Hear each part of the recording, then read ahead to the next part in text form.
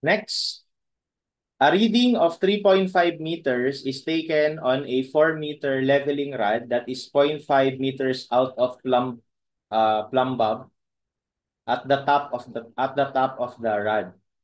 The correct reading in meters when the rod is truly vertical is most nearly what? Okay, so ganito yan. Of course, hopefully no, lahat naman tayo na experience na mag transit reading or mag total station reading, no?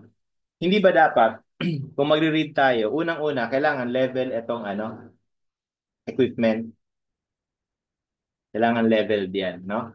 Tapos para yung line of sight mo perfectly horizontal. Okay? And let's say level 'yon.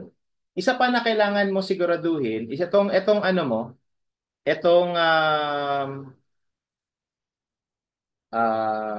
tawag dito, yung leveling rod mo is dapat vertical para yung mako-compute mo talaga na elevation is ito yung height na to.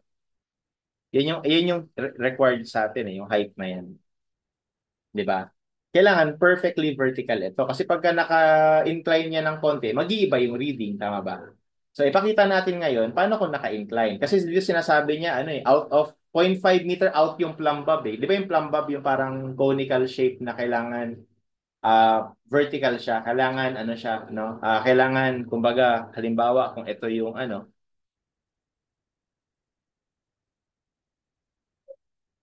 palakihin pala. Halimbawa kung ito yung natin, leveling rod. Dapat yung plumb bob natin na nakasabit, siya eh. Ayan, perfectly siya vertical. Pero dito ang nangyari, out of yung plumb bob ng point. Kasi ibig sabihin, naka-incline. Exaggerate ko na lang. Naka-incline. Kasi yung plumb bob natin nakaganito. So, siya, meron siyang 0.5 meter na out, no? So, ibig sabihin naka-incline niya. Kasi kung hindi naka-incline, eto wala kang wala kang distance, zero. Okay? So, ganun daw ang reading, ganyan daw ang nangyari nung nagkaroon ka ng reading na 3.5. So, ang reading mo dito is 3.5. Bali, ang na-read mo, actually, ito. Ito yung na-read mo, yung height na yan. That is 3.5. Okay? Ang tinatanong sa atin, ano daw yung totoong reading? Ano daw dapat yung tamang reading? Okay? Hindi bang tatamang reading, itong vertical. Yan yung tamang reading. Na bali, ito. Okay? Anong tanong? How do we compute that? Okay? First of all, the leveling rod is 4 meters long. So, ibig sabihin, ito, 4 meters.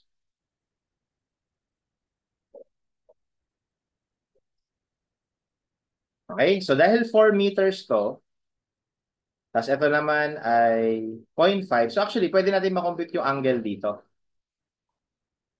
Okay? So, yung angle na yan, so, ko lang i-redraw ko lang yung triangle na yan para malinaw.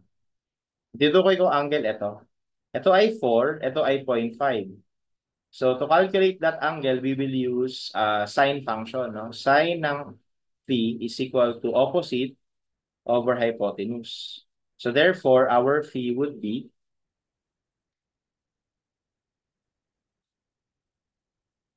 7.18 degrees.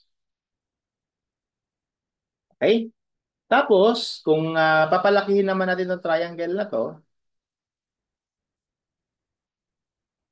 sabi natin, ito ay 3.5. Ito ay yung h.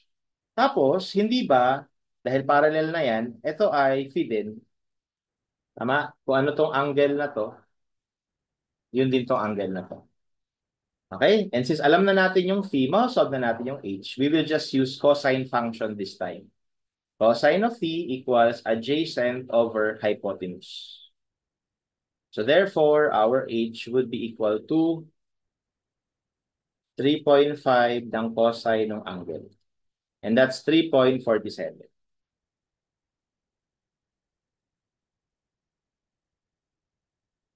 Okay, so the answer here is letter B.